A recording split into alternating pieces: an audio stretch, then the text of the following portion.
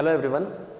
Basically अब हम लोग चर्चा करने वाले हैं जो मैकेनिक्स इंजीनियरिंग मैकेनिक्स का पार्ट हमसे मैकेनिकल इंजीनियरिंग के पेपर में पूछा गया है, उसमें किस तरह के क्वेश्चन पूछे गए हैं और उन क्वेश्चंस को किस तरीके से हमें सॉल्व करना चाहिए था। सो मैं बात करता हूं सबसे पहले जो फर्स्ट क्वेश्चन हमसे पूछा गया है। बेसिकली कुछ इस तरह का प्रॉब्लम हमें दिया गया था और हमसे बोला गया था कि यहाँ पर ये जो P पॉइंट और Q पॉइंट है उसके ऊपर ये दोनों जो आप मेंबर देख रहे हैं ये सिर्फ रखे गए हैं। तो जब इसके ऊपर फोर्स लगेगा तो ऑफ कोर्स P इधर और Q पॉइंट इधर स्लाइड होने वाला है। तो ये जो एंगल आपके पास में दिया जा रहा है यहाँ पर, ये जो एंगल दिया जा रहा है थीटा, ये क्वेश्चन में बोल रहा है इन the figure shown in the below when theta is less than 90 degree. अभी थीटा 90 से कम है। P and Q are stable position. The points P and Q start slipping as soon as theta becomes 90 degree. जब ये theta 90 degree हो जाएगा उस time पर slip start होने वाला है। इसका मतलब जस्ट स्लिप की कंडीशन ये आपके पास में। सो ये 90 डिग्री आपके पास में आ गया। कुछ इस तरीके का पार्ट है जो हमें क्वेश्चन में दिया गया है। इसके ऊपर यहां पर एक फोर्स हमें दिया गया बेटा, वो है कैपिटल F। ठीक है, आगे बढ़ते हैं यहां से। Find the ratio of mu Q and mu P. मतलब जब ये P पॉइंट पर स्लिपिंग होगी, Q पॉइंट पर स्लिपिंग होगी, तो यहां पर कोफिशिएंट ऑफ फ्रिक्शन जो होगा उन दोनों का रेशियो हमसे पूछा गया है। देखिए क्वेश्चन बड़ा आसान है, जैसा कि क्लासेस में मैंने आपको बहुत बार इस तरह की प्रॉब्लम सॉल्व करवाई है। अगर मैं बात करूं इन क्वेश्चंस की तो इसे कैसे सॉल्व करना चाहिए था, आपको क्या करना चाहिए था। यहां पर ये पॉइंट जो दिया गया बेटा, लेट्स सपोज इसको मान लीजिए R, इसको दिया गया आपको ये P और ये दिया गया Q। तो जब F इधर लगेगा तो डेफिनेटली ये जो मेंबर है ये इस जॉइंट के ऊपर एक फोर्स लगाने वाला है। मान लीजिए इसको आपने बोल दिया F, आप बोल सकते हो इसको F1, ऐसे ही बोल दिया हमने। इसको आप बोल सकते हो F2। अच्छा, इधर ये जो F1 लग रहा होगा सेम F1 यहां पर लगने वाला है और सेम F2 यहां पर लगने वाला है। इस एंगल को अगर मैं मान लेता हूं बेटा, ये मान लीजिए थीटा आपको दिया गया तो इसको मान लीजिए आप अल्फा और इसको मान लीजिए आप बीटा। सो ऐसे में ये जो पॉइंट, ये जॉइंट नहीं दिया गया, सिर्फ एक पॉइंट कंसीडर कर रहा हूं। इसके ऊपर अगर मैं फोर्सेस की बात करूं तो आप क्या कहेंगे सर कि सर एक फोर्स लगेगा F1 इस डायरेक्शन में। ये कितना एंगल यहां पर बना रहा होगा, इस एंगल को आपने नाम दिया है alpha. So this angle will be alpha. अच्छा, यहां पर एक रिएक्शन लगेगी ऊपर की साइड विच इज आप बोल सकते हो R at point P, RP। Clear है। और रिएक्शन एक्चुअल में R पॉइंट आपने पहले मान रखा है, इस वजह से आप चाहें तो यहां पर यूज कर सकते हैं कोई और नोटेशन। मैं यूज कर लेता हूं यहां पर PR, कुछ इस तरीके का नोटेशन यूज कर लेते हैं। ठीक है, एक फोर्स इधर लग रहा है, एक रिएक्शन इधर लग रहा है, ये पॉइंट पीछे की साइड स्लाइड कर रहा होगा तो ऑफकोर्स यहां पर एक फ्रिक्शन डेवलप होगा जो होगा आपके पास में static friction at point P, maximum होगा ये। सो बेसिकली अगर मैं यहां पर सिंपल सा इस F1 के कंपोनेंट्स करता हूं तो बेटा F1 का एक कंपोनेंट आएगा F1 cos अल्फा, F1 का जो दूसरा कंपोनेंट आएगा वो आएगा F1 sin अल्फा।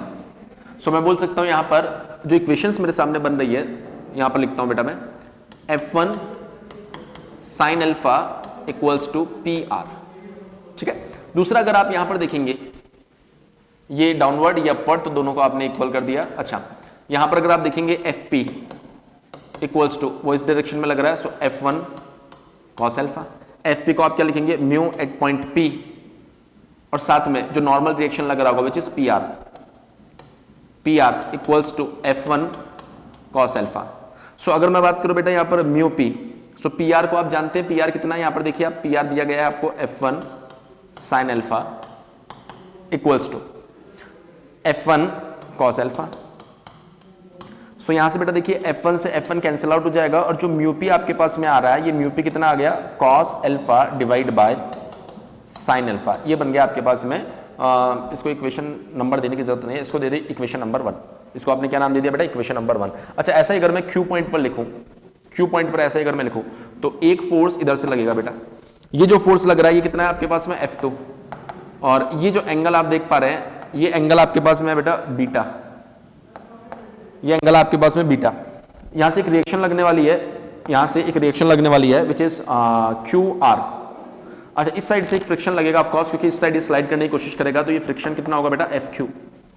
सो ऐसे में अगर आप देखेंगे तो इस F2 का एक कंपोनेंट इधर आएगा which is F2 cos beta, एक कंपोनेंट इधर आएगा which is F2 sin beta, F2 cos beta and F2 sin beta. So अगर मैं बात करूं यहां पर ये बन जाएगा F2 cos beta equals to F Q. F Q को आप क्या लिख सकते हो, mu Q mu Q multiply by जो भी नॉर्मल रिएक्शन लग रहा है क्यू आर।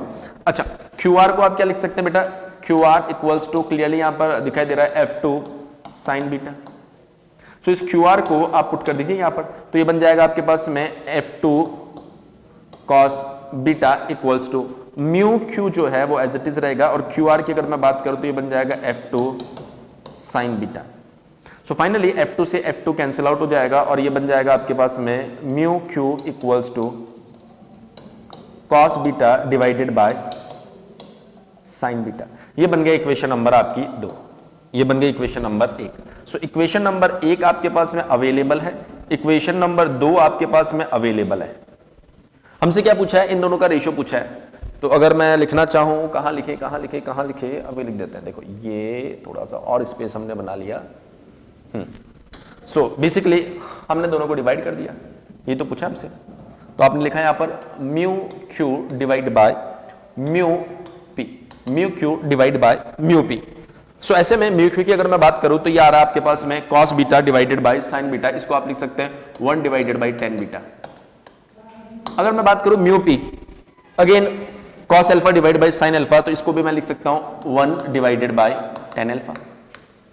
सो अगर मैं यहां पर बात करूं बेटा mu Q divide by mu P equals to so tan alpha, देखिए ये एंगल आपने अल्फा माना है, यहां पर देखिए ये एंगल अल्फा है।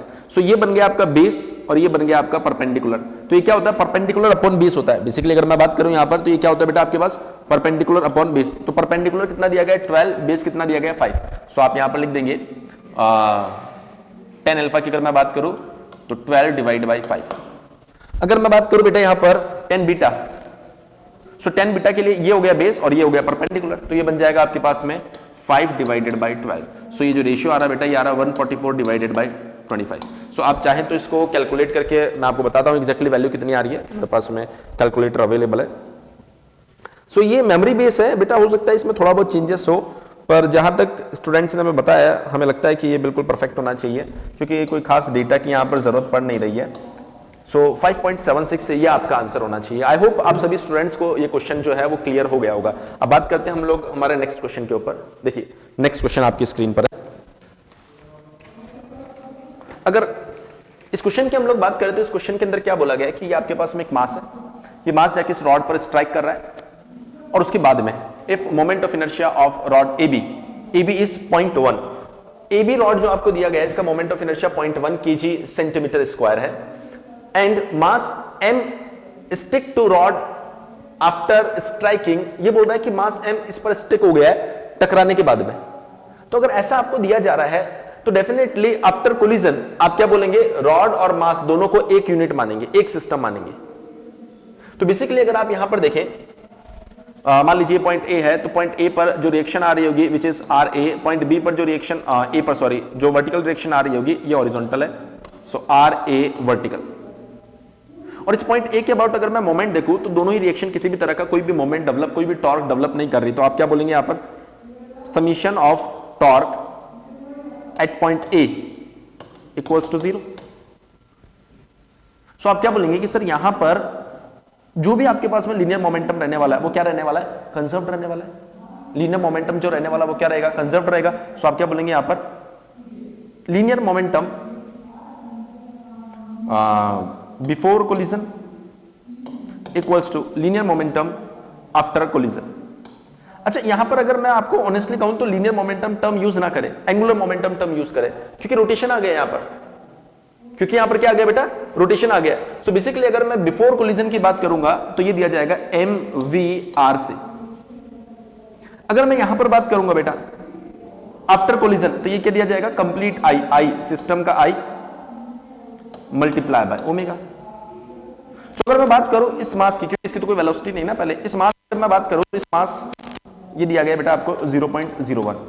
अगर मैं बात करूं वेलोसिटी तो वेलोसिटी भी आपको कितनी दी गई है 200, और ये आपको कितना दिया गया r, ये दिया गया बेटा आपको 10। क्लियर है। अब सिस्टम की अगर मैं मास मोमेंट ऑफ इनर्शिया की बात करूं तो सिस्टम कौन है, ये रॉड एंड ये मास दोनों, क्योंकि स्टिक विद द रॉड ऐसा बोला गया क्वेश्चन के अंदर। तो आप बोलेंगे सर अगर मैं इस पॉइंट के अबाउट मोमेंट ले रहा हूं तो बेसिकली इस रॉड के लिए तो हमें दिया गया है विच इज 0.1 प्लस अगर इस मास की मैं बात करूंगा तो ये कितना हो जाएगा एम आर स्क्वायर, एम के स्क्वायर एग्जैक्टली। सो एम कितना बेटा आपके पास में 0.01, के कितना हो जाएगा 10 स्क्वायर। सो ये आपका कंप्लीट आई बन गया और ये बन गया आपके पास में ओमेगा। तो यही तो ओमेगा हमसे पूछा गया है। सो अगर ये ओमेगा हमें फाइंड करना है तो मेरे पास फिर से कैलकुलेटर अवेलेबल है, तो मैं बिल्कुल कैलकुलेटर यूज करूंगा और उसके बाद में आपको बताऊंगा। सो बेसिकली आ रहा 0.01 multiply by 200 multiply by 10।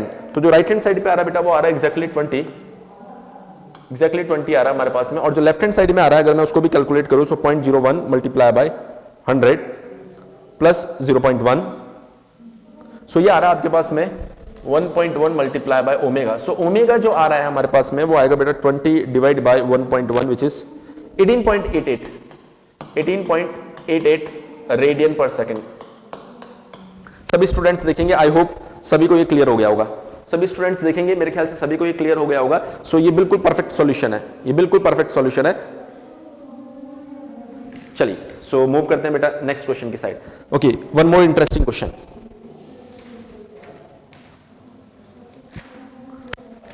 One more interesting question. Trust से ये क्वेश्चन पूछा गया बेटा, ट्रस्ट से ये क्वेश्चन पूछा गया। अच्छा, इस क्वेश्चन की मैं बात करूं तो ये पॉइंट ए है, ये पॉइंट बी है, C D E F G H I सब कुछ हमें दिया गया। ये बोल रहा है सीआई के अंदर जो फोर्स होगा वो हमें कैलकुलेट करना है। तो मैंने आपको क्या बताया, जब किसी पर्टिकुलर मेंबर में आपको फोर्स कैलकुलेट करना हो बेटा, ऐसी कंडीशन में क्या करेंगे सर, ऐसी कंडीशन में सेक्शन मेथड को प्रेफर करेंगे। जब नंबर ऑफ मेंबर्स के अंदर आपको फोर्स फाइंड करना हो तो आप जॉइंट के पास जाते हैं। तो हमने कहा कि यहां पर सेक्शन मेथड की बात करें तो कहीं ना कहीं से कट करना पड़ेगा, तो आप इसको यहां से कट कर दो, आप इसको यहां से कट कर दो। जब आप इसको यहां से कट करोगे तो सभी मेंबर के अंदर इनिशियली हम लोग टेंशन ही मानते हैं। तो देखो ये एक फोर्स एफ आई सी, देखिए बेटा ये एक फोर्स एफ आई ई, ये एक फोर्स एफ एफ ई, ये एक फोर्स, ये एक फोर्स। सो ये जो सेक्शन है इसमें आपको क्या सिखाया गया है कि जो अननोन फोर्स आपको फाइंड करना उसको छोड़ के बाकी सारे के सारे फोर्स अगर किसी पॉइंट पर मिल रहे हो तो उस पॉइंट के अबाउट क्या ले लो, मोमेंट ले लो। तो हमने क्या किया यहां पर summation of moment about point E equals to 0 कर दिया। सो मैं देखूंगा इसका इफेक्ट 0, इसका इफेक्ट 0, 4 की अगर मैं बात करूंगा तो ये क्लॉकवाइज मोमेंट डेवलप कर रहा है, तो क्लॉकवाइज को हमने नेगेटिव लिया था, तो 4 multiply by this distance is 6। ये क्लॉकवाइज मोमेंट डेवलप करेगा, so 2 multiply by this distance is 2 plus ये काउंटर क्लॉकवाइज मोमेंट डेवलप कर रहा है, so F I C multiply by this distance is 2 equals to 0। So ये आ रहा है आपके पास में -24 -4 plus 2FIC equals to 0, 2FIC equals to 28। So FIC equals to 14 kilo Newton.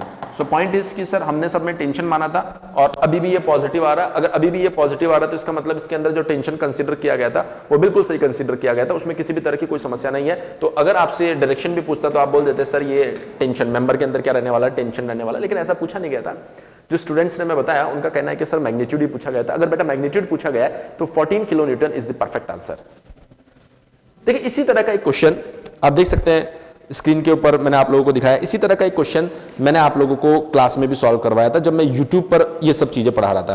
तो यूट्यूब पर जो इन्फॉर्मेशन आपको दी गई है ना उसको भी आप लाइटली ना ले।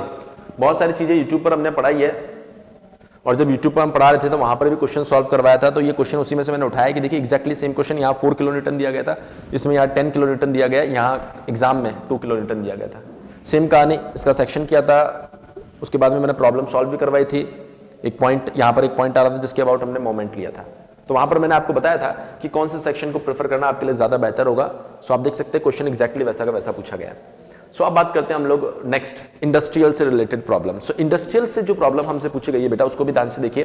ये क्वेश्चन जो है असाइनमेंट से पूछा गया है। एक बार मैं क्वेश्चन को रीड कर देता हूं ताकि आप सभी लोगों को क्वेश्चन समझ में आए। ये बोल रहा है an assignment problem is solve to minimize the total processing time of job 4 on 4 different machines such that each job is processed exactly at one machine and each machine work at exactly one job.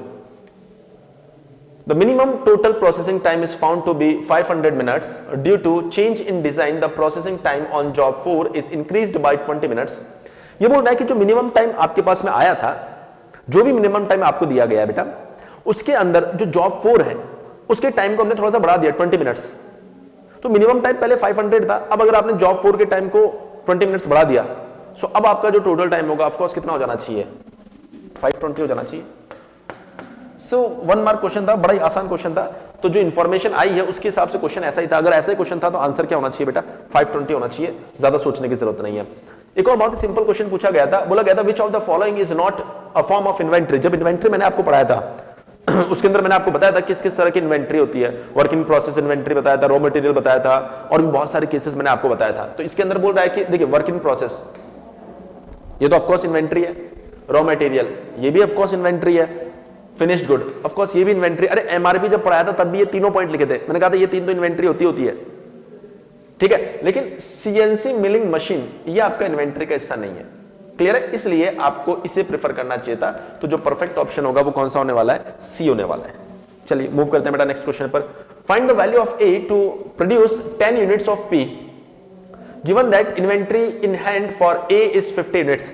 अगर आपको याद होगा तो last time पर अभी just मैं industrial पढ़ा रहा था, उस टाइम पर सेम ये का ये क्वेश्चन मैंने आपको क्लास में सॉल्व करवाया था। अभी मैं उसका स्क्रीनशॉट भी आपको दिखाऊंगा।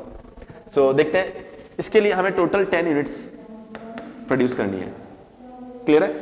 ये बोल रहा है अगर इसके लिए आपको 10 यूनिट्स प्रोड्यूस करनी है तो उसमें ए की 4 यूनिट्स लगने वाली है और बी की 2 यूनिट्स लगने वाली है। 1 यूनिट पी के लिए ए की 4 यूनिट्स, 10 यूनिट पी के लिए ए की कितनी यूनिट लगेगी बेटा, 40 यूनिट्स।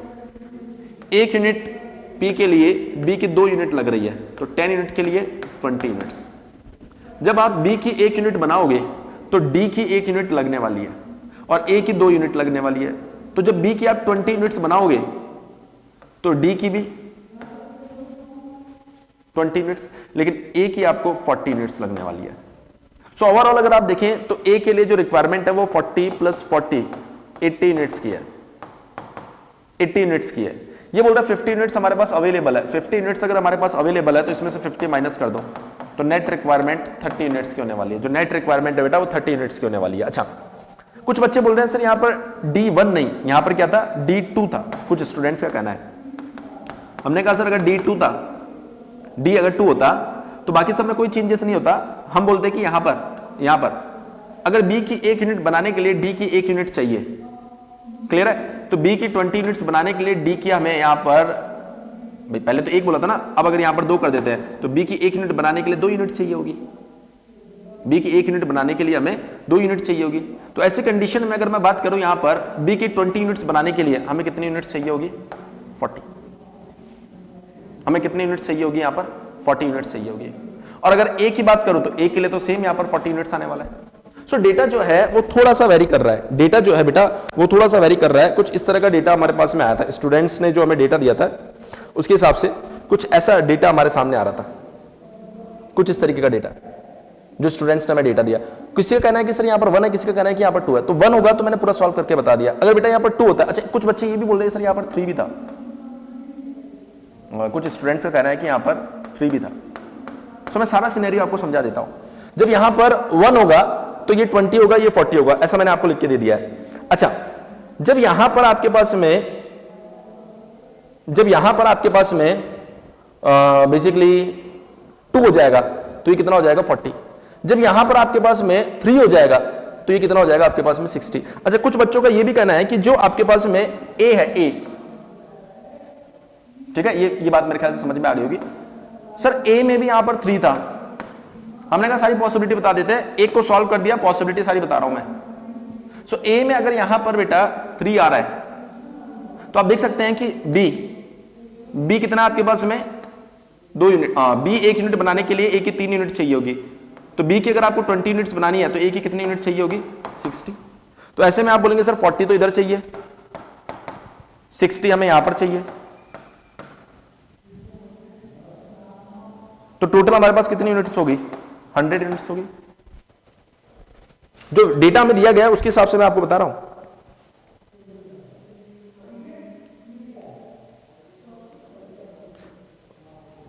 नहीं, देयर इज मिस्टेक।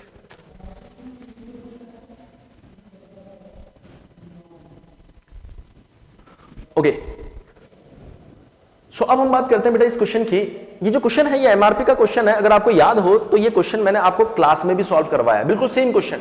और ये जो क्वेश्चन हमारे पास में है, ये क्वेश्चन एग्जैक्टली सेम क्वेश्चन अभी मैं आपको स्क्रीनशॉट दिखाऊंगा जो मैंने क्लास में सॉल्व करवाया। अच्छा, क्वेश्चन में क्या बोला गया है, ये बोल रहा है find the value of A to produce 10 units of P given that inventory in hand for A is 50 units. तो हमें बोल रहा है कि इसकी 10 यूनिट हमें प्रोड्यूस करनी है। तो हमने बोला अगर इसकी 10 यूनिट प्रोड्यूस करनी है तो यहां पर 1 यूनिट ऑफ 1 के लिए आपको कितना चाहिए, 4 यूनिट्स। तो 10 यूनिट्स के लिए कितना चाहिए होगा बेटा, 40 यूनिट्स। 1 यूनिट पी के लिए बी की 2 यूनिट चाहिए, तो 10 यूनिट पी के लिए आपको कितनी यूनिट चाहिए होगी, 20। 1 यूनिट बी के लिए आपको डी की 1 यूनिट चाहिए, तो 20 यूनिट्स के लिए डी की भी 20 यूनिट चाहिए होगी। 1 यूनिट डी के लिए आपको ए की 2 यूनिट चाहिए, तो 20 यूनिट डी के लिए आपको इसकी 40 यूनिट्स चाहिए होगी। सो 40 यूनिट्स बेटा यहां पर, 40 यूनिट्स यहां पर, तो 40 प्लस 40 रिक्वायरमेंट है 80 यूनिट्स की, लेकिन हमारे पास पहले से अवेलेबल है 50 यूनिट्स, तो माइनस कर दो, रिक्वायरमेंट कितनी होगी, 30। अच्छा, कुछ बच्चों का कहना है कि सर यहाँ पर ए 2 नहीं, ए कितना था, 3 था। कुछ बच्चों का कहना है, लाइक ऐसा नहीं बोल रहा हूँ कि सभी का कहना है, कुछ बच्चों का ऐसा मानना है कि यहाँ पर जो ए है वो 2 नहीं 3 था। अच्छा, कुछ बच्चों का ऐसा भी कहना है, कुछ बच्चों का ऐसा भी कहना है कि सर डी जो है, डी वो 1 नहीं 3 था। तो मैंने कहा 1 को लेके तो सॉल्व कर ही दिया, अगर 3 को लेके भी मैं सॉल्व कर दूं तो जब 20 यूनिट्स हमें यहां पर बी की चाहिए होगी तो ऐसे में 60 यूनिट्स हमें डी की चाहिए होगी। अगर 60 यूनिट्स डी की चाहिए तो 120 यूनिट्स ए की चाहिए होगी हमें। तो ऐसे में टोटल रिक्वायरमेंट कितनी होगी बेटा, 40 प्लस 120 160। अवेलेबल कितना है हमारे पास में, 50, तो ये हो गया 110। इतनी यूनिट्स हमें चाहिए, इतनी यूनिट्स की हमें जरूरत पड़ने वाली है। तो ये मैंने पॉसिबिलिटी यहां पर बता दी है कि जो डेटा हमारे पास में आ रहा है, कुछ बच्चे बोल रहे हैं D3 है, कुछ बोल रहे हैं 2 है, व्हाटएवर जो भी पॉसिबिलिटी होती है वो सारी पॉसिबिलिटी मैंने आपको यहां पर बता दी है। अगर A 2 की जगह 3 हो जाता है तो वो भी मैं आपको बता देता हूं कि अगर 20 यूनिट्स है तो 40 की जगह 60 हो जाएगा।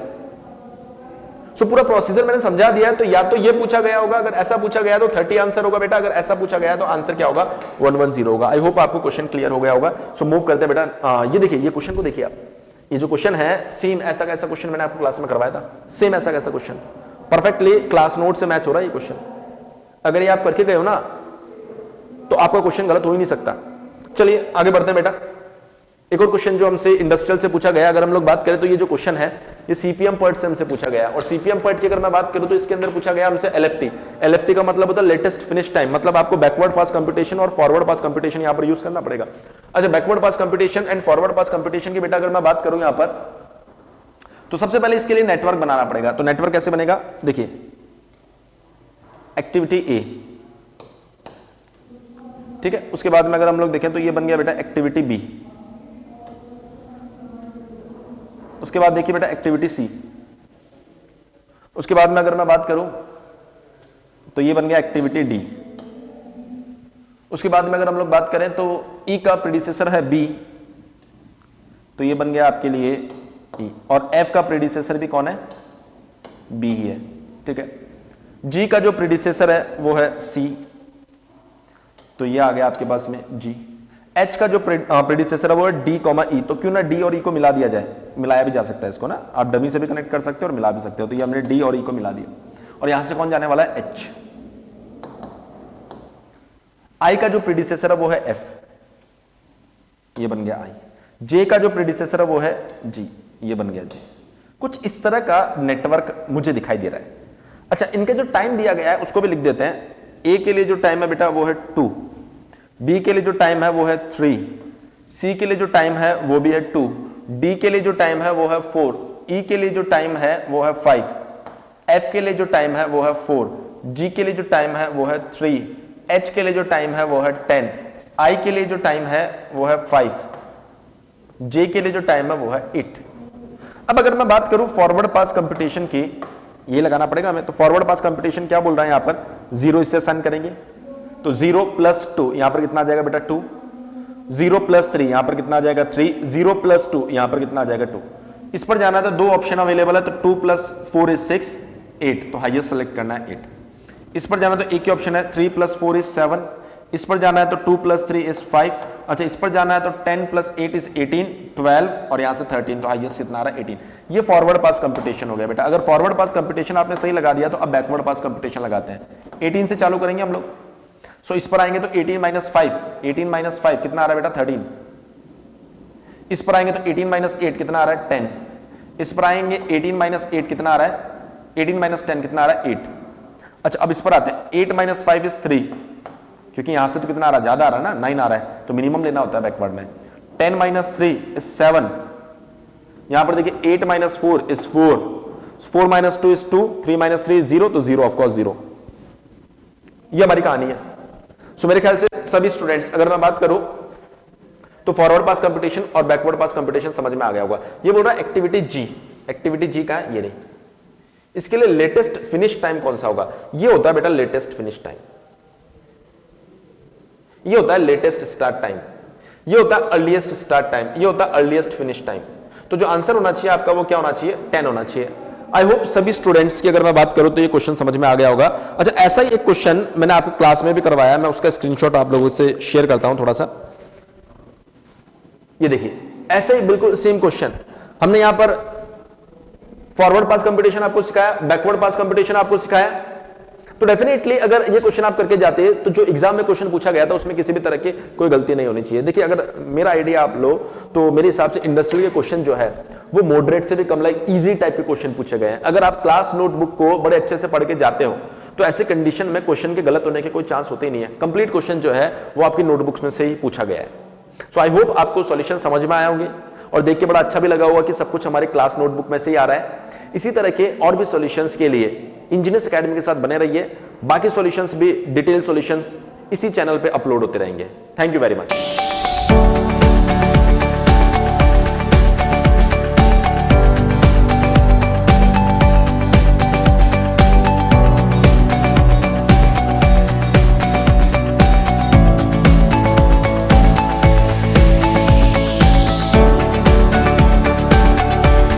Hello friends, welcome at Engineers Academy YouTube channel. GATE का पेपर हो चुका है और मैं बात करने वाला हूं मैकेनिकल पेपर का, वो भी पेपर 1 में जो स्ट्रेंथ ऑफ मटेरियल और मशीन डिजाइन से क्वेश्चन आए हैं उनके सॉल्यूशन के रिगार्डिंग। पहले यदि मैं क्वेश्चन की लेवल की बात करूंगा तो क्वेश्चन आप बोल सकते हैं मॉडरेट टू टफ लेवल के क्वेश्चन थे, क्योंकि क्वेश्चन लेंदी था। एग्जाम के पॉइंट ऑफ व्यू और ड्यूरेशन के रिस्पेक्ट में बात करेंगे तो क्वेश्चन आप बोल सकते हैं मॉडरेट से टफ लेवल था। क्लियर है? तो चलिए क्वेश्चन की तरफ एक एक करके सारे क्वेश्चन को देखते हैं और उसको सॉल्व करने की कोशिश करते हैं। ये क्वेश्चन मेमोरी बेस्ड क्वेश्चन आप ही लोगों से मिला है, तो हो सकता है कुछ डाटा आपके वेरी कर सकते हैं, लेकिन जो डाटा यहाँ ली गई है उसके अकॉर्डिंग सॉल्यूशन की बात कर रहे हैं। क्लियर है? तो चलिए कंटिन्यू करते हैं। आप फर्स्ट क्वेश्चन की बात करेंगे तो फर्स्ट क्वेश्चन आपसे पूछा गया है, a cylinder with thickness T is subjected to internal pressure due to which the change in diameter is 0.1%। Clear है? अब सिलेंडर है, वहां पॉइजन रेशियो भी दिया गया है, तो आपको पता है कि डेल्टा D बाई डी की बात कर रहा है। इस कंडीशन में आप दिस इज 0.1%, और यदि मैं पॉइजन रेशियो की बात करूं तो दिस इज 1/3। तो आपसे क्या बोला गया है, थिकनेस का क्या चेंजेज आएगा परसेंटेज में। क्लियर है? थिकनेस का क्या चेंजेज आएगा परसेंटेज में। आपको पता होना चाहिए कि आप जब ये सॉल्व कर रहे हैं तो मैं थिन सिलेंडर की तरह ट्रीट करूंगा, इसको थिन सिलेंडर की तरह ट्रीट कर रहे हैं, तो आपको कुछ बातें सिलेंडर के रिगार्डिंग जानना पड़ेगा। आपको स्ट्रेस पढ़ाया गया होगा और स्ट्रेन पढ़ाया गया होगा कि सिलेंडर के अंदर क्या क्या बातें थी, उन सारी बातों को समझते हैं। मैं थिन सिलेंडर की बात करूंगा, प्लीज समझेंगे। थिन सिलेंडर की यदि मैं बात करता हूं तो जनरली मैं दो तरह के स्ट्रेस पे फोकस करता हूं। एक आपका होता है हुप स्ट्रेस, ध्यान देंगे, हुप स्ट्रेस, जिसको हम लोग सरकमफरेंशियल स्ट्रेस के नाम से भी जानते हैं, सरकमफरेंशियल स्ट्रेस के नाम से भी जानेंगे। और दूसरा आपका जो होगा this is longitudinal stress, longitudinal stress. Clear है? एक स्ट्रेस और भी मैं ले सकता था और वो आपका सिग्मा आर होता है, लेकिन इसको मैं 0 लेता हूं। जो थिकनेस के अलोंग थिन होने के कारण थिकनेस नेग्लिजिबल होगा, तो इसको हमने यहां 0 रखा। क्लियर है? मतलब रेडियस के अलोंग का जो वेरिएशन होगा स्ट्रेस का वो मैं 0 रखा। हाँ, थिक सिलेंडर में ये लिया जाता है। यदि मैं स्ट्रेन की बात करता हूं तो आपके पास एक स्ट्रेन आएंगे, हुप स्ट्रेन। क्लियर है? आप इस तरह पे लिख सकते हो 1/E this is sigma H minus mu times of sigma L plus sigma R, और सिग्मा R हमने 0 ले रखा है। आई होप वो चीजें समझ में आ रही होंगी। इसी कंडीशन में मैं आपको समझा रहा हूं कि यदि लॉन्गिट्यूडनल स्ट्रेन रखोगे तो लॉन्गिट्यूडनल स्ट्रेन भी मैं निकाल सकता हूं। This is 1/E this is sigma L minus mu times of this is minus mu times of sigma H plus sigma R, और यहां भी सिग्मा R मेरा 0 है। और एक स्ट्रेन हमारा रेडियल डायरेक्शन में आएगा, और ये कितना होगा 1/E this is equal to sigma R minus mu times of sigma H plus sigma L। I hope so ये कहानी आपने पढ़ रखा होगा। ट्राई एक्सियल कंडीशन देते हैं तो किसी एक डायरेक्शन में नेट स्ट्रेन कितना आने वाला है, तो इस चीज को ध्यान में रखोगे। यहां पे आप जानते हैं कि ये डेल्टा D/D कहलाएगा, ये डेल्टा L/L कहलाएगा, और ये डेल्टा T/T कहलाएगा। आई होप सो ये बातों को आप रिलेट कर पा रहे होंगे। क्लियर है? और आपको 2-3 बातों को और यहां क्लियर कर दूं कि जो हुप स्ट्रेस होता है ये PD/2T होता है। P इंटरनल प्रेशर, D आपका डायमीटर दिया है, और सिग्मा L जो होगा ये PD/4T होगा। तो ये एक तरह से आप क्या बोल सकते हैं, ये सिग्मा H के आधा होता है। इन दोनों बातों को समझ लें। क्लियर है? तो ये चीजें आपको सारे फॉर्मूले पता हो जाने चाहिए, और इस तरह पे हम क्वेश्चन को अप्रोच कर सकते हैं। तो आपको कंडीशन में ये दिया हुआ है, क्वेश्चन पे ध्यान देंगे, ये चीज आपको पता है तो आप इस इक्वेशन का यूज करेंगे और ये वाले इक्वेशन में सब्स्टिट्यूट करने की कोशिश करेंगे। बिल्कुल यहां सिग्मा R आपको 0 है, क्योंकि ये कंडीशन हम मान चुके हैं कि यहां वेरिएशन सिग्मा R के अलोंग नहीं होता है। क्लियर है? तो इन सारी बातों को एक एक कर हम लोग डिटेल में समझते हैं। चलिए, यहां पे ध्यान देंगे कि जब इक्वेशन मैं यूज करूंगा तो मैं इस इक्वेशन को लिखता हूं सबसे पहले। तो यदि इस इक्वेशन को यूज करते हैं तो हम ऐसे लिख देते हैं, सिंपल वे में समझे। दिस इज सिग्मा हुप जो कि डेल्टा D/D है, डेल्टा D/D है, and this is 1/E this is sigma H minus mu times of sigma L। तो यहां पे आप इसको रिप्लेस कर दें 1/E this is sigma H mu, sigma L को लिख सकते हो सिग्मा H/2। तो यहां पे हम कॉमन ले लेते हैं सिग्मा H को, तो सिग्मा H/E ये हो जाएगा आपका 2 माइनस म्यू डिवाइडेड बाई 2। तो आप बोल सकते हैं PD/2 और 2 मिलकर PD/4TE 2 माइनस म्यू। और ये वैल्यू आपको दिया हुआ है कितना, तो ये वैल्यू आपका जो आ रहा होगा दिस इज, ये कंडीशन दिया है ना सर कि ये आपके परसेंटेज में वैल्यू दिए होंगे 0.1/100। तो इसको आप चाहें तो इजीली इसको इस फॉर्मेट को आप ऐसे भी लिख सकते हैं, दिस इज पॉइंट, पहले पे है ही 2 0 और आप ले आएंगे और ये वैल्यू आप लिखेंगे 0.001। तो यहां पे हम रिप्लेस कर देते हैं 0.001। तो यहां पे आप इजीली निकाल सकते हैं PD/4TE का वैल्यू जो कि 0.001 divided by 2 minus mu, 2 minus mu, mu का वैल्यू कितना है जी 1/3। तो यहां पे इसको आप सॉल्व कर लें। जब इसको हम लोग सॉल्व करेंगे तो ये अप्रॉक्स वैल्यू आएगा 2 minus this is equal to 6 × 10⁻⁻4, 6 × 10⁻⁻4। I hope वो यहां तक चीजें समझ में आई होंगी। हमने PD/4TE का वैल्यू ये निकाल लिया। आपको क्या चाहिए, थिकनेस वाला फॉर्मूला। तो आप इस कंडीशन में ऐसे लिख दिया, this is 1/e, this is 0 minus mu times of sigma H plus sigma L. आराम से समझना एक एक चीजों को, ऑलरेडी यहां समझा चुके हैं। इस वाले रिलेशन को अब यूज करेंगे इसको। क्लियर है? स्ट्रेस नहीं आया लेकिन स्ट्रेन आएगा, किसके कारण? वही लॉन्गिट्यूडनल लैटरल के कॉन्सेप्ट, जो आपका हुप आया है उसका एक स्ट्रेन गया होगा आर में, और एक लॉन्गिट्यूडनल है उसका स्ट्रेन उस डायरेक्शन में गया होगा। तो चलिए इस केस में इन वैल्यूज को पुट करते हैं, तो आप इजीली यहां पे लिख सकते हैं delta T by T is equal to minus mu by E and this is sigma H और सिग्मा एल। यहां पे आप बोल सकते हैं, प्लीज ध्यान दें, sigma H plus sigma L को लिख सकते हैं सिग्मा एच बाई 2। तो यहां पे बाहर आ जाएं तो minus mu by E sigma H, और ये आपका हो जाएगा 3/2 सिग्मा एच। और ये वैल्यू कितना आ रहा है ध्यान दें, तो आप लिख सकते हैं this is minus mu into 3/2 into sigma H के वैल्यूज को PD/4T, और नीचे ये वाला यंग्स मॉडुलस हमने लिख दिया। PD/4T का वैल्यू आपने ऑलरेडी ले रखा है, दिस इज माइनस म्यू, यहां पे म्यू का वैल्यू ही रख देते हैं, म्यू का वैल्यू है 1/3, यही कंडीशन है, into this is 2 and this is equal to PD/4T का वैल्यू कितना आ रहा है 6 इंटू 10⁻⁻⁴।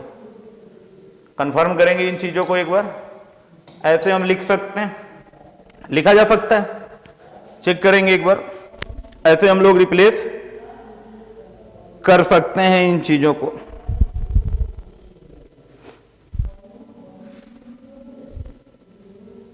क्लियर है? एक बार कंफर्म करेंगे यहां पे सारी बातों को, ऐसे आप इनको लिख सकते हैं। क्लियर है? यहां तक पहले देख ले, फिर क्रॉस चेक करते हैं।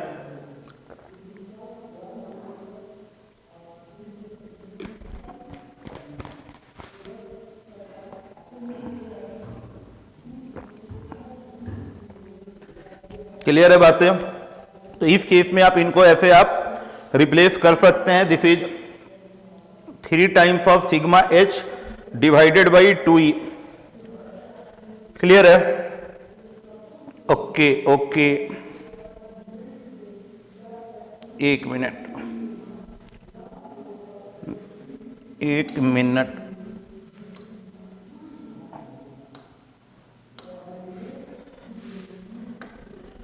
तो इस वैल्यूज को आपने रख दिया 1/3, और ये हो गया 3/2, और ये PD/4T का वैल्यू है 6 इंटू 10⁻⁻⁴। तो यहाँ पे 3 मैनेज हो गया, ये वैल्यू आप इजीली निकाल सकते हैं, और ये वैल्यू आना चाहिए दिस इज, एक मिनट, ये चीजें आप यहाँ ऐसे करेंगे, दिस इज PD/2TE, और ये 2 and 2 मिलकर होगा 4। यहां पे थोड़ा सा आप करेक्ट करेंगे,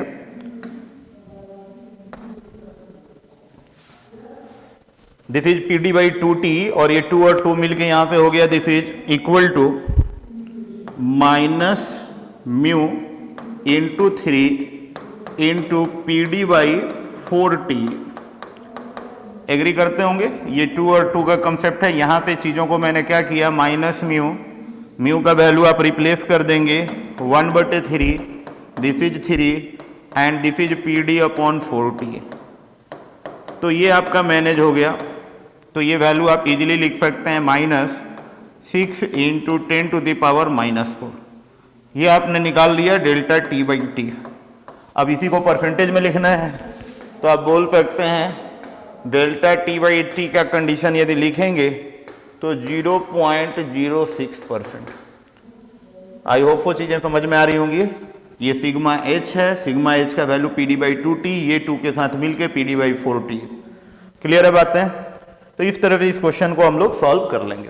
ध्यान दें, आगे बढ़ते हैं। नेक्स्ट यदि मैं बात करता हूं, फोकस करेंगे, तो ये एक MSQ पैटर्न टाइप का क्वेश्चन है, लैंग्वेज बेस्ड। चीजों को समझना कैसे करना है। फॉर होमोजीनियस आइसोट्रोपिक, होमोजीनियस मतलब आपको पता है इंडिपेंडेंट ऑफ पॉइंट, आइसोट्रोपिक मतलब इंडिपेंडेंट ऑफ डायरेक्शन, और सिंपल वे में लीनियर इलास्टिक, तो लीनियर इलास्टिक मतलब हुक्स लॉ ओबे कर रहा है, चलो ये तो स्टेटमेंट समझ गए। Which of these are correct, इज और आर करेक्ट, तो ध्यान देंगे। A body is subjected to, एक एक स्टेटमेंट को ध्यान पे पढ़ते हैं। A body is subjected to hydrostatic pressure, आपको क्या लग रहा है? हाइड्रोस्टैटिक प्रेशर लग रहा है। हैज नो शियर स्ट्रेस, क्या ये स्टेटमेंट सही है? तो आपको पता होना चाहिए जब हाइड्रोस्टैटिक प्रेशर की बात होती है तो कंडीशन कुछ ऐसे होता है, ये कहानी कुछ इस तरह से है। हाइड्रोस्टैटिक प्रेशर का मतलब है कुछ ऐसे कहानी है, एग्री करते होंगे। और ये प्रेशर एक तरह से स्ट्रेस देगा, ये प्रेशर किसके बराबर होगा? स्ट्रेस के बराबर होगा। तो इस केस में यदि हम मोहर सर्कल बनाते हैं तो this is minus sigma comma 0 और ये भी माइनस सिग्मा कॉमा 0। तो जब मोहर सर्कल बनेगा तो ध्यान दें, ये आपका कंडीशन है सिग्मा, ये माइनस सिग्मा, ये टॉ और ये माइनस टॉ, ये आपका ओरिजिन है। तो ध्यान दें माइनस सिग्मा कॉमा 0 दोनों केस में यही प्लॉट होने वाला है, माइनस सिग्मा कॉमा 0 यही प्लॉट होने वाला है। तो ये बनेगा एक पॉइंट सर्कल। क्या बनेगा जी? Point circle. और आपको पता है कि सर्कल का रेडियस, जो रेडियस होता है वही देता है इन प्लेन टर्म एक्स, रेडियस ही कहलाता है इन प्लेन टर्म एक्स। जब सर्कल ही 0 है तो रेडियस क्या हो गया इसका? 0। जब सर्कल 0 है, पॉइंट सर्कल, तो रेडियस 0, तो इन प्लेन टर्म एक्स क्या हो जाएगा? 0। तो पहला स्टेटमेंट समझ में आना चाहिए, हैज नो शियर, बिल्कुल सही बात है, बिल्कुल सही बात है। चलिए आगे देखते हैं, अगले स्टेटमेंट पे फोकस करेंगे। If a solid rod is subjected to tensile load, यदि कोई सॉलिड रॉड पे एक टेंसाइल लोड आता है तो क्या वॉल्यूम इंक्रीज करेगा? वॉल्यूम इंक्रीज का मतलब क्या होता है? चेंज इन वॉल्यूम यदि पॉजिटिव है तो मतलब है कि इंक्रीज कर रहा है, यदि किसी चीज का चेंज निगेटिव है इसका मतलब है कि वो डिक्रीज कर रहा है। ये सारी बातें आप जानते होंगे।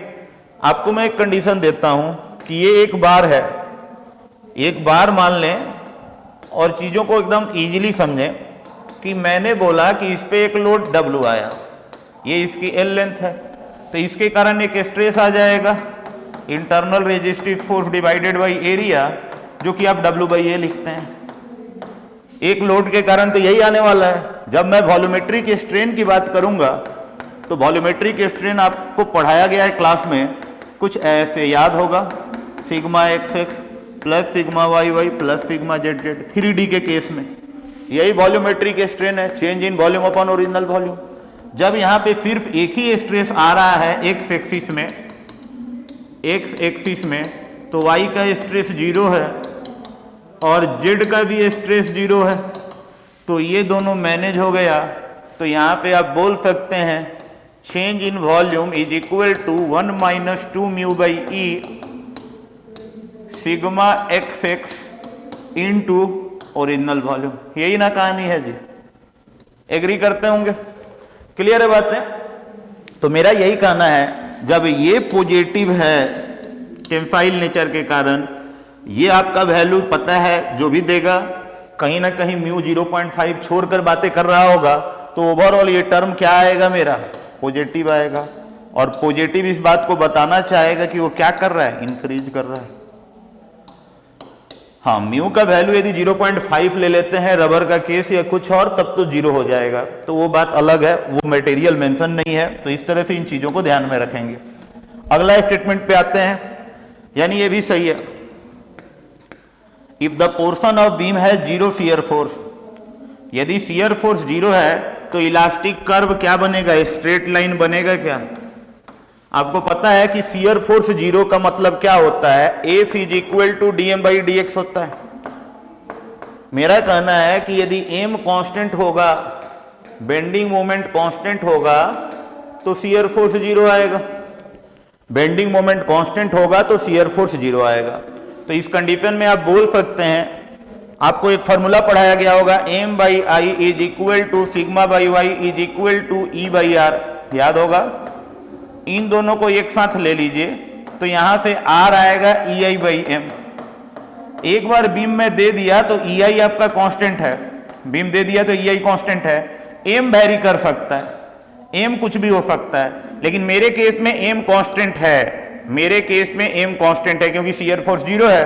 तो यदि m कांस्टेंट हुआ, m कांस्टेंट हुआ तो r भी कांस्टेंट आएगा। बात पकड़ने की कोशिश करेंगे, m कांस्टेंट होगा तो r भी कांस्टेंट आएगा। और रेडियस किसका कांस्टेंट होता है? Circular arc. तो यहां तो बोल रहा है स्ट्रेट लाइन बनेगा, स्ट्रेट लाइन तो बन नहीं सकता है। हाँ, एक केस होता कि r is equal to E I by M होता और m का वैल्यू यदि 0 हो जाए तो इसको हम बोल सकते हैं इनफाइनाइट। और किसका रेडियस इनफाइनाइट होता है? स्ट्रेट लाइन का। तो यदि ये स्ट्रेट लाइन बोल रहा है तो फिर यहां बेंडिंग मोमेंट 0 होना चाहिए था, शियर फोर्स 0 नहीं होना चाहिए था। बातों को समझेंगे, क्लियर है?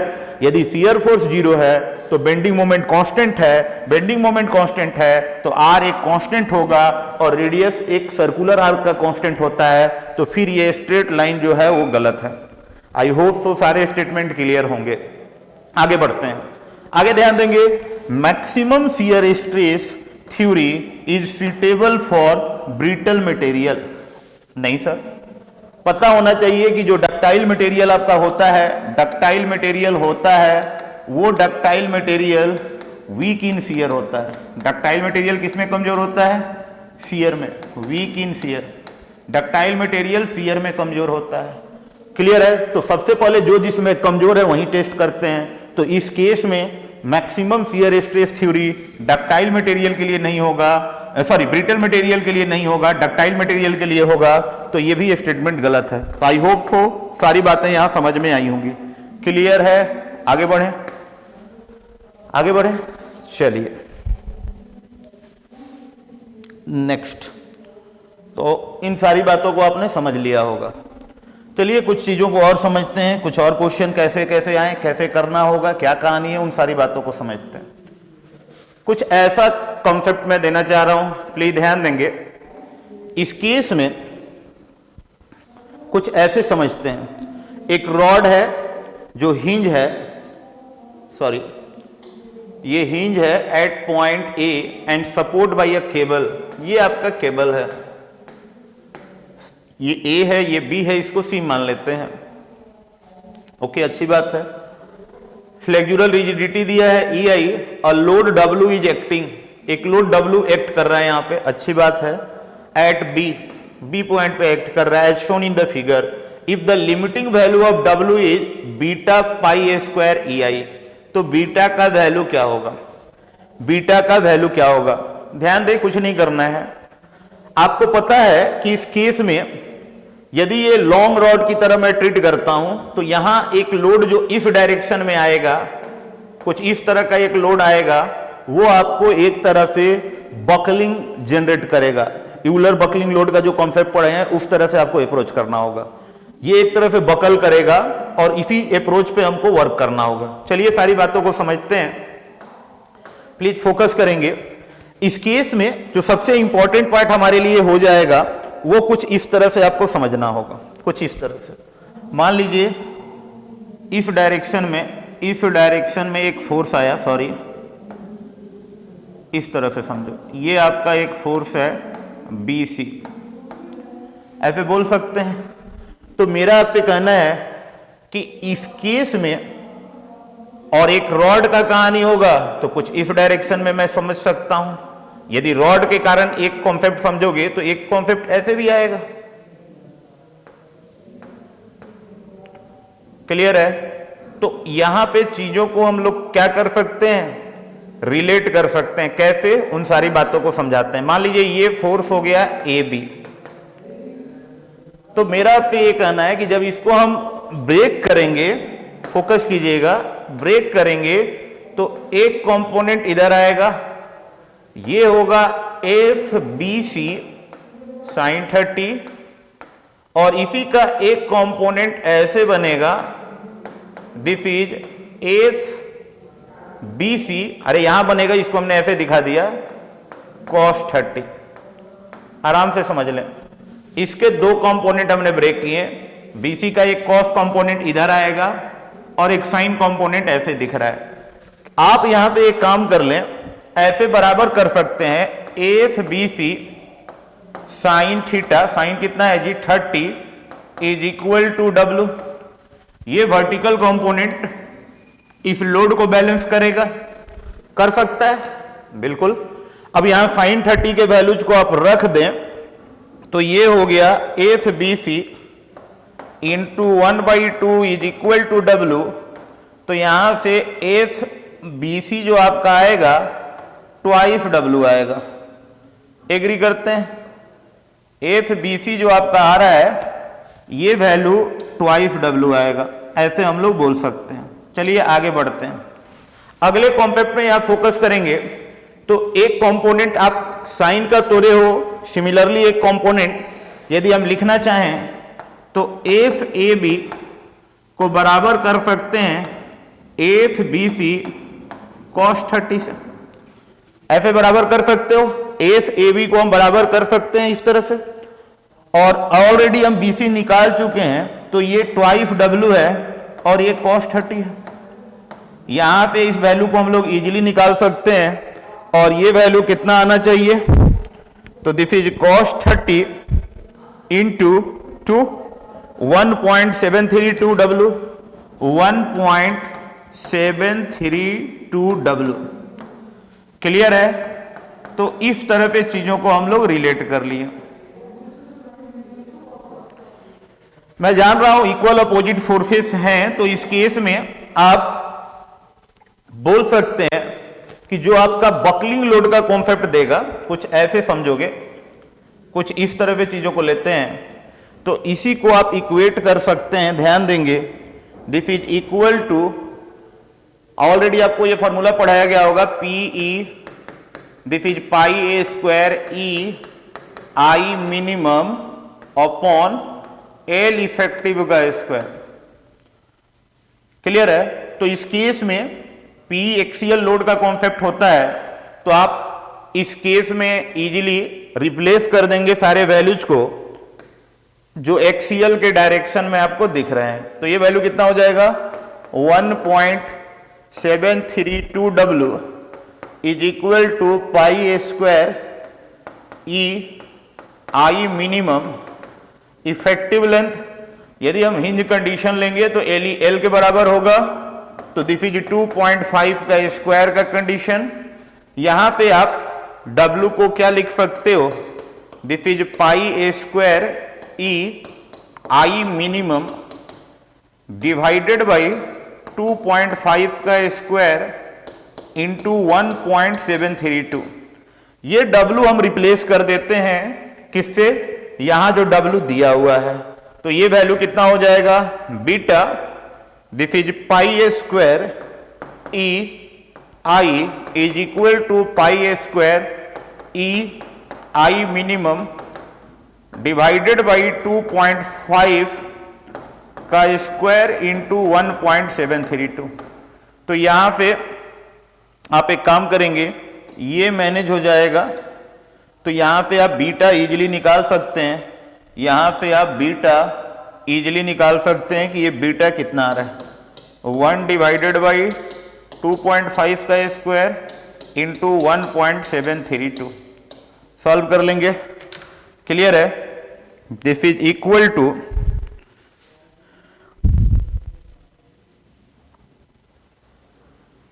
This is 0.0923। तो आई होप सो चीजें समझ में आई होंगी। यहां बकलिंग वाले कॉन्सेप्ट को आपको लेकर चलना होगा, लॉन्ग कॉलम की तरह ट्रीट कर और उस कंडीशन पे हम यहां अप्रोच कर रहे हैं। क्लियर है? चलिए आगे बढ़ते हैं। नेक्स्ट, यदि इस क्वेश्चन की बात करते हैं, मशीन डिजाइन का अच्छा क्वेश्चन है, बहुत बार इस तरह के कॉन्सेप्ट ऑलरेडी आ चुके हैं, तो प्लीज यहां समझेंगे। सारी बातों को मैं एक एक स्टेप करके यहां समझा रहा हूं चीजों को समझने के लिए। फोकस करेंगे, पहले क्वेश्चन का लैंग्वेज क्लियर होना चाहिए। A load of 10 kilo newton act on a riveted assembly as shown in the figure below. If permissible stress for the rivet material is 50 megapascal, 2a का वैल्यू 100 mm है, तो find the area of the rivet in mm square. सबसे पहले इस तरह के question में क्या करना होता है, इसका सेंट्रोइड देखेंगे। रिवेट की सेंट्रोइड की बात करेंगे तो आपको पता होना चाहिए एक और दो रिवेट्स हैं, तो इनका कॉमन सेंट्रोइड इस पॉइंट पे लाई करेगा। यदि बात करूं तो ये कुछ इस पॉइंट पे लाई करेगा CG। सारी बातों को एक एक करके समझाते हैं। और ये इसका सेंट्रोइड है। मैं क्या बोला था, सेंट्रोइड पे दो लोड लगा देना है, एक लोड को देखकर इसी डायरेक्शन में और एक अपोजिट डायरेक्शन में। कॉन्सेप्ट को आप समझ लें कैसे वर्क करना है, क्या कहानी है, क्योंकि ये डायग्राम ही सबसे इंपॉर्टेंट होने वाला है। यहां हमने दो लोड लगा दिया, एक P1 और एक P2 सेंट्रोइड पे लगा दोगे। अब यहां एक P1 का इफेक्ट आएगा, P1 के कारण डायरेक्ट शियर दिखेगा, P1 के कारण डायरेक्ट शियर दिखेगा, या इसी को हम लोग प्राइमरी शियर भी बोल देते हैं, ऐसे समझ लो। P1 के कारण आपको प्राइमरी शियर आएगा। और ये प्राइमरी शियर कितना होगा जी, तो ये जो प्राइमरी शियर PP होगा, ये आपका P1 जो कि P के बराबर है, आप इजीली लिख सकते हैं कि this is equal to P1 by N। P1 by N, N is the number of rivet, तो P1 P है और N कितना है, 2 है, तो ये वैल्यू 10/2 आया। तो यहां पे प्राइमरी शियर कोई आपसे पूछेगा कितना आया, तो 5 किलो न्यूटन आया। P1 के इफेक्ट से सारे रिवेट पे एक प्राइमरी शियर आएगा, ये बात पता चल गया। और अगला कहानी है P2 और P का कहानी। तो P2 और P के कारण एक सेकेंडरी शियर आएगा, P2 और P के कारण एक सेकेंडरी शियर आएगा। क्लियर है?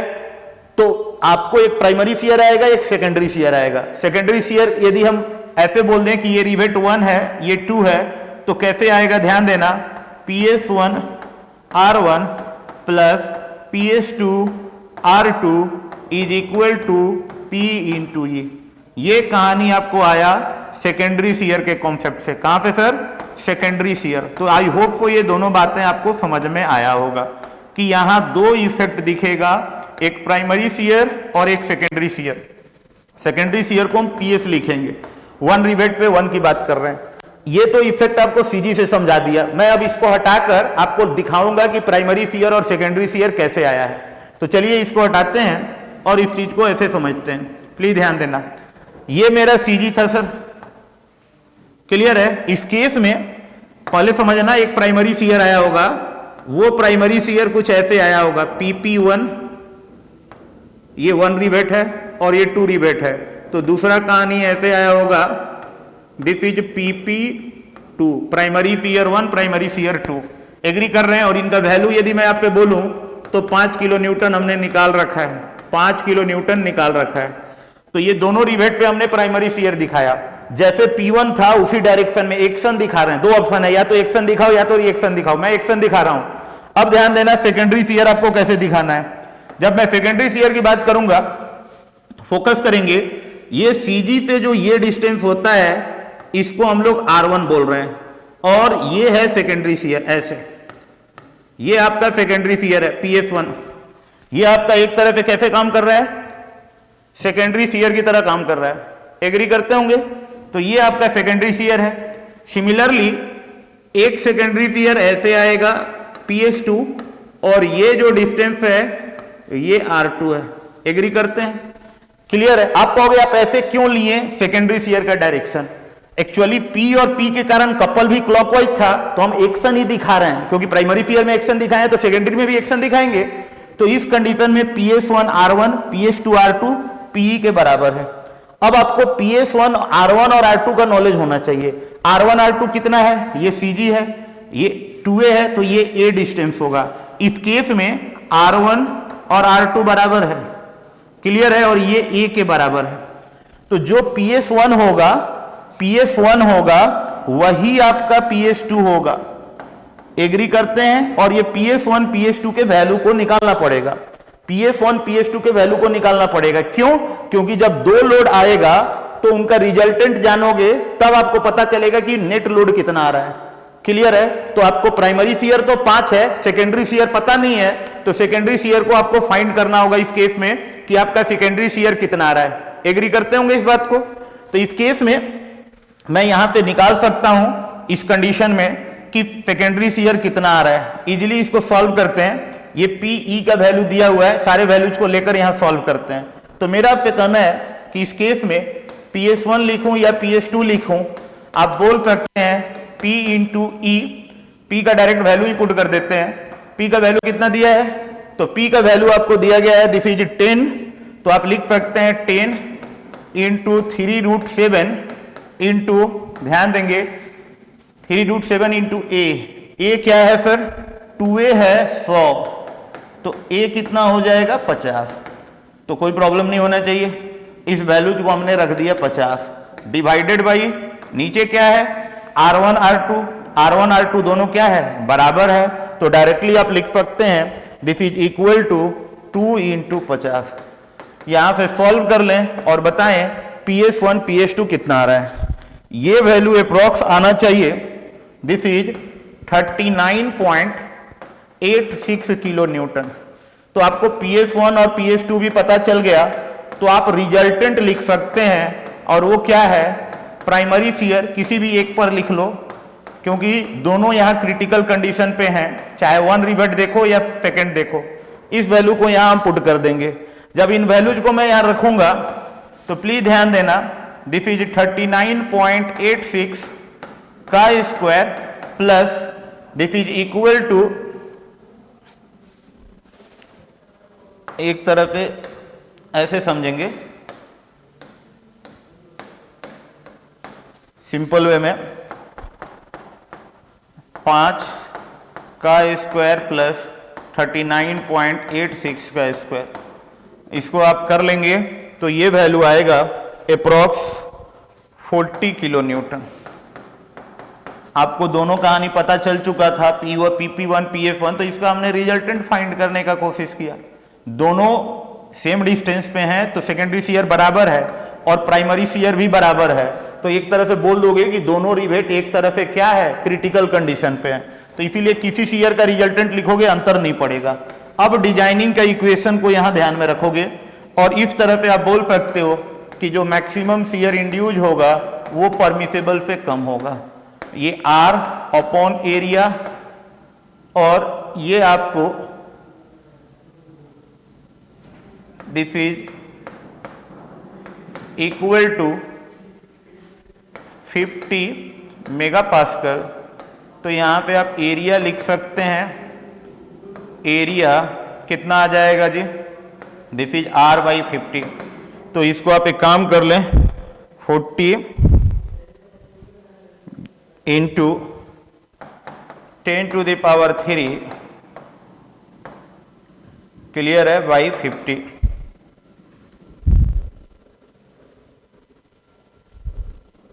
ये वैल्यू आएगा 800, दिस इज 800 mm²।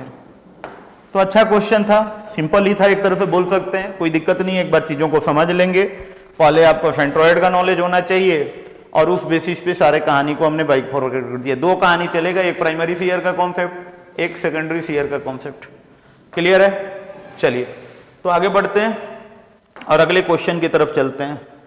ये अगला जो क्वेश्चन कुछ ऐसे दिया गया है, प्लीज फोकस करना।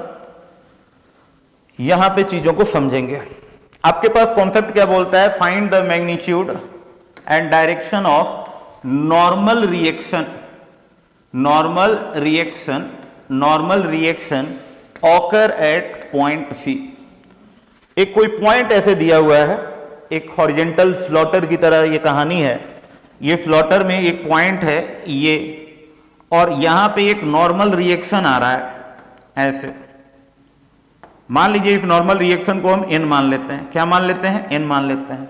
तो इस नॉर्मल रिएक्शन का डायरेक्शन क्या होगा और मैग्नीट्यूड कितना होगा?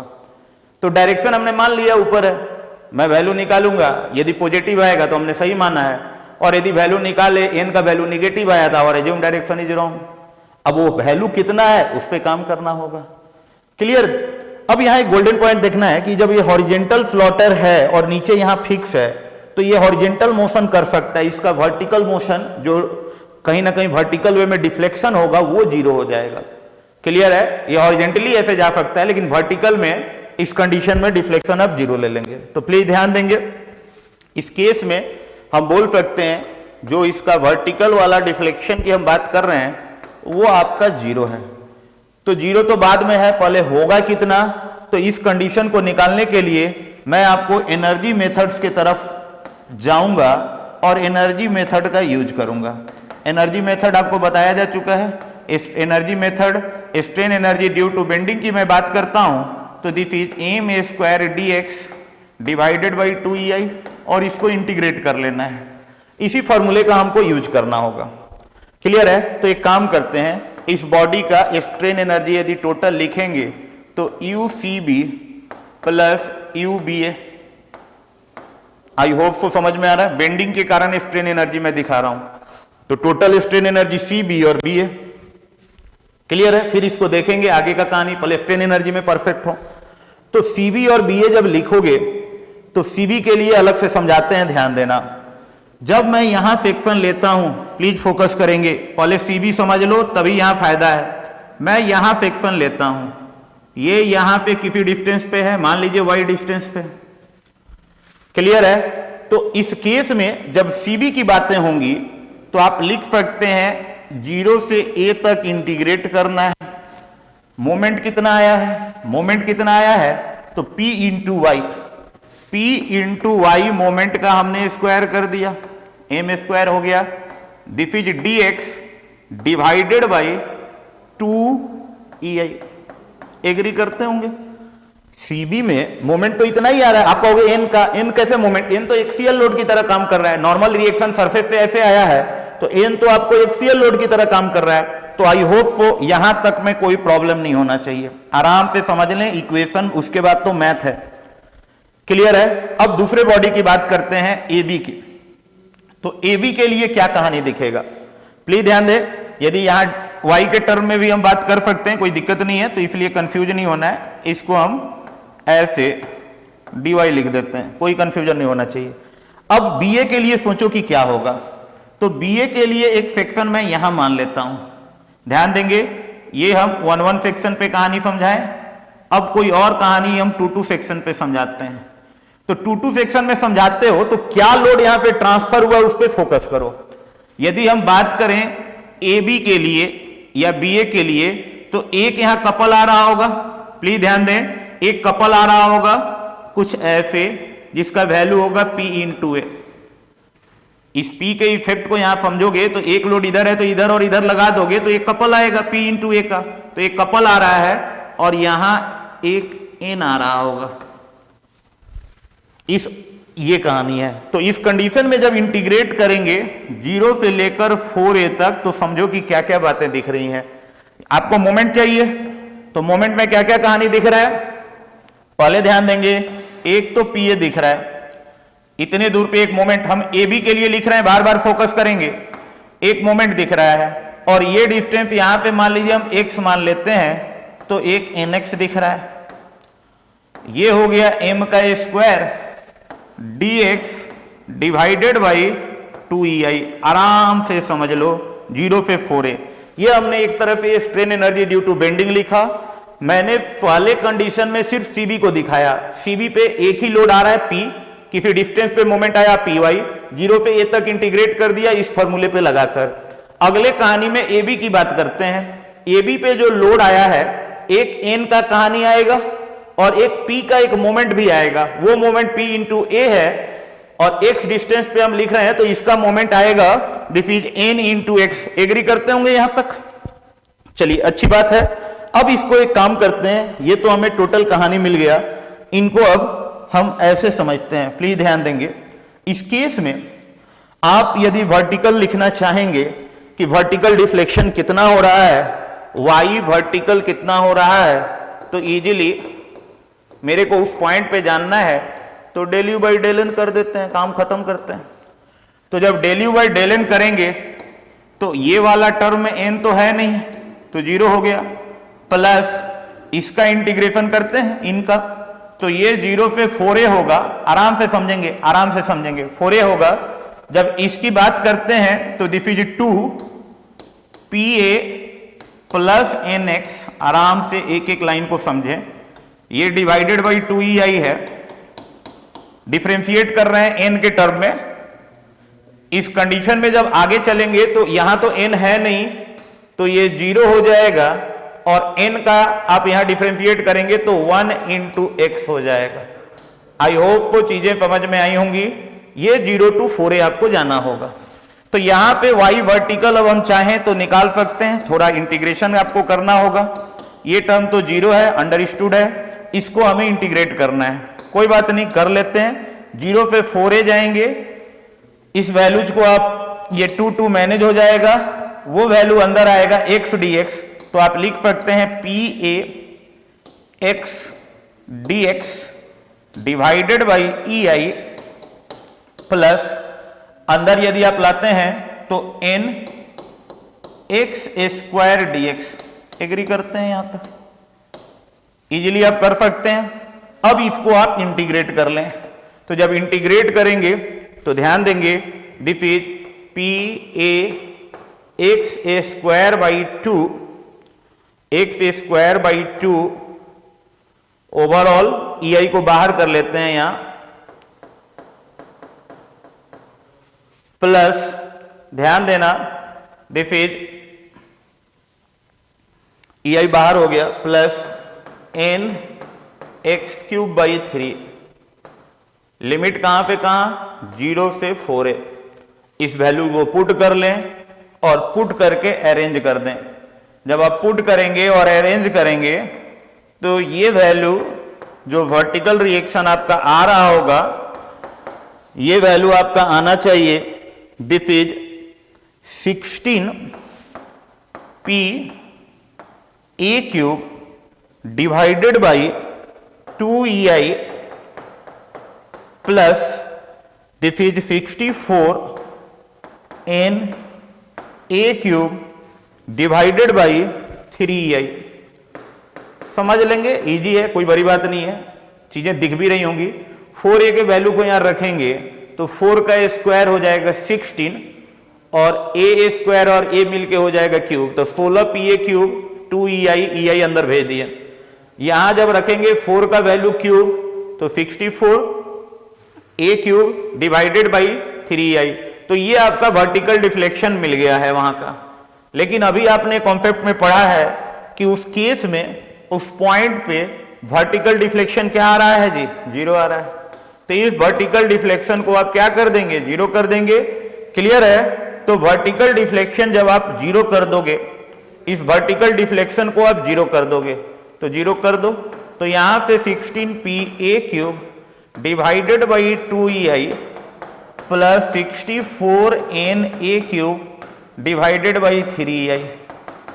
तो यहां पे आप इजीली बोल सकते हैं this is minus of 64 n a cube divided by 3ei and this is 16 pa cube divided by 2ei।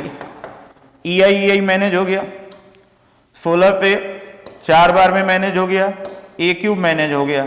तो यहां पे हम n लिखना चाहेंगे तो ध्यान देंगे n इज इक्वल टू, क्या लिख रहे हैं फिर हम?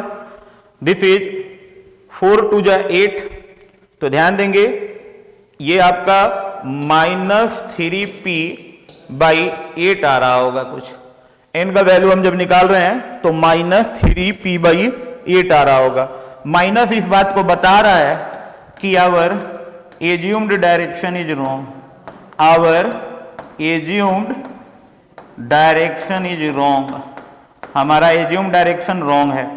यानी हमने क्या डायरेक्शन लेकर सॉल्व किया था? चीजों को ध्यान देंगे, ये 0 किया गया, कंडीशन आपको पता है, तो हमारा डायरेक्शन मैंने क्या माना था? अपवर्ड माना था, यानी अपवर्ड ना होकर डाउनवर्ड डायरेक्शन में होगा, या अपवर्ड ना होकर डाउनवर्ड डायरेक्शन में होगा। एग्री करते हैं? तो इस तरह से चीजों को हमने देखा और इस तरह के कुछ क्वेश्चन आपको पेपर में दिखे थे। क्लियर है बातें? तो आई होप को ये सारी बातें समझ में आई होंगी। चलिए, थैंक यू वेरी मच।